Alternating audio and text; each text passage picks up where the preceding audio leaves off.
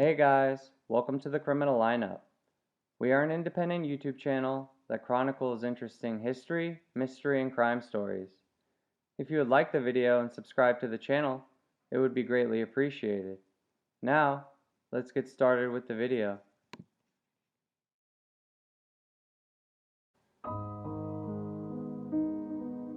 In June 1980, a local Anaheim newspaper, the Orange County Register, ran a story about the mysterious disappearance of a young local woman that occurred the month previously. In this episode of the lineup, we are going to discuss the mysterious disappearance of Dorothy Scott. She was last seen by two friends going to retrieve her car from outside a local hospital on the evening of May 28, 1980. The 32-year-old mother was not seen again, and there was no word on her whereabouts, and an unidentified man called the editor of the local newspaper and claimed responsibility for her death. The Scott family also received phone calls over the course of the next 4 years from an unknown man who said he either had Dorothy or had killed her. Dorothy Scott was a happy single mother living in Stanton, California, where she was raising her young son. At the time of her disappearance, she was living with her aunt and 4-year-old son Sean while working as a secretary for two jointly owned stores in Anaheim, California, one of which sold psychedelic items such as lava lamps and love beads, and the other a head shop. According to her family and coworkers, she was devoutly religious and preferred staying home with her family and abstained from drink and never used drugs. Her parents also lived in Anaheim and would often babysit their grandson while Dorothy worked. She was described by her parents, Jacob and Vera Scott, as very kind, giving, and religious. On May 28, 1980, Dorothy had attended an employee meeting at work and noticed her coworker, Conrad Boston, did not look well and there appeared to be a red mark on his arm. Concerned over this, Dorothy and another coworker, Pam Head, left the meeting and drove Bostron to the emergency room at UC Irvine Medical Center. On the way to the hospital, Dorothy stopped at her parents' home to check on her son and also changed her black scarf for a red one. At the hospital, medics diagnosed Bostron's red mark as that of a black widow spider bite, and he was treated. During this time, Scott and Head remained in the ER waiting room until Bostron was discharged at 11 p.m. He was given a prescription for medication, and Scott offered to bring her car around to drive because he still wasn't feeling well and she didn't want her coworker walking far in his condition. She used the restroom briefly before walking out to the parking lot, while Head and Bostron filled out his prescription and waited at the exit. When she failed to return after a few minutes, they went out into the parking lot and suddenly saw Scott's car speeding towards them. They waved their arms to try and get her attention, but the car sped past them and took a sharp right turn out of the parking lot. Neither Head or Bostron were able to see who was behind the wheel of the car because the headlights were on full beam, which blinded them in the darkness. Initially, they suspected Scott had some type of emergency to attend to, but after several hours of not hearing from her, they decided to report her missing. The next day, police were called in an area roughly 16 kilometers from the hospital where Scott went missing, after receiving reports that a car was on fire. At 4:30 a.m., officers found her white 1973 Toyota station wagon abandoned and ablaze in an alleyway, but Scott was nowhere to be found. When detectives questioned her parents, they discovered that in the months preceding her disappearance, Dorothy had been receiving anonymous phone calls at work from a man who had reportedly been stalking her.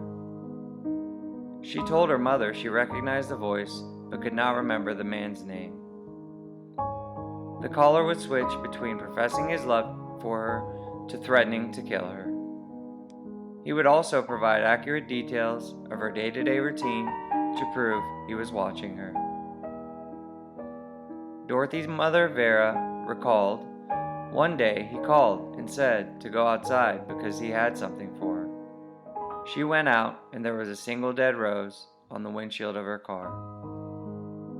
She also claimed one such call in particular terrified her daughter, when the man threatened her by saying, "Okay, now you're going to come my way, and when I get you alone, I will cut you up into bits so no one will ever find you." Because of the threatening calls, Dorothy considered buying a handgun and had been taking karate lessons about a week before she disappeared. It was suggested she may have been having problems with their relationship, but her father, Jacob, said that although his daughter had dated on occasion, she did not have a boyfriend. Just over a week after her disappearance, Dorothy's parents received a phone call from an unknown man who said, "Are you related to Dorothy Scott? Well, I've got her," before hanging up. From 1980 to 1984, these calls continued without interruption, and the same man called almost every Wednesday afternoon. The caller either said he had Dorothy or had killed her. The calls were always brief, and always when Dorothy's mom, Vera Scott, was home alone. In April 1984, the man called during an evening when Dorothy's father, Jacob Scott, was present. He answered the phone for the first time, and after, the calls abruptly stopped. When the Orange County Register published a story on the case on June 12, 1980, an unidentified man called the front desk and spoke with the managing editor, Pat Riley, claiming he was responsible for a kidnapping and murder. The unknown caller stated, "I killed her. I killed Dorothy Scott. She was my love. I caught her cheating with another man. She denied having someone else, so I killed her." The editor told police the man knew details of the case which had not been released in the newspaper, such as the spider bite suffered by Conrad Boston on the evening of May 28th, and that Dorothy had been wearing a red scarf before changing to a black one.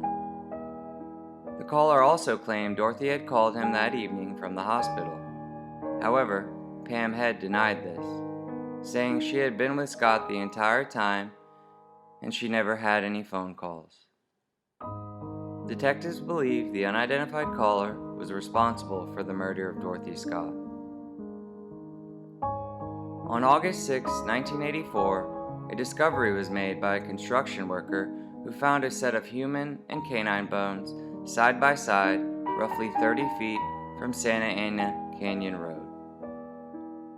The remains were partly charred, and it was estimated they had been there for around 2 years, because a bushfire had swept across the site in 1982. Forensic officers found a watch among the remains, as well as a turquoise ring, which were both identified by Vera Scott as belonging to her daughter.